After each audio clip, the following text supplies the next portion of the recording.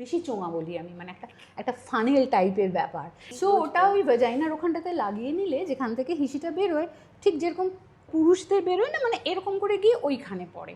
So এইটা করলে ওরকমই হবে, ওইখানে গিয়ে পড়বে, ফলে যেখানে সেখানে দাঁড়িয়ে হিসি করা যায়। নোংরা টয়লেট যেখান থেকে আর কি ওই মানে জীবাণুটা উঠে আসার সমস্যা, সেগুলো হয় না। লেডিস টয়লেট বলে একটা বই বেরিয়েছিল, শ্রাবস্তি করেছিল যে বইটা, ওটাতে আমি এটা লিখলাম, ব্যাস বিবি আমাকে দুর্মুষ করে দিল। কেন দুর্মুষ করলো? তার কারণ হচ্ছে তুমি লিখলে না কেন যে এটা কেবলমাত্র সক্ষম শরীরের মানুষের জন্য।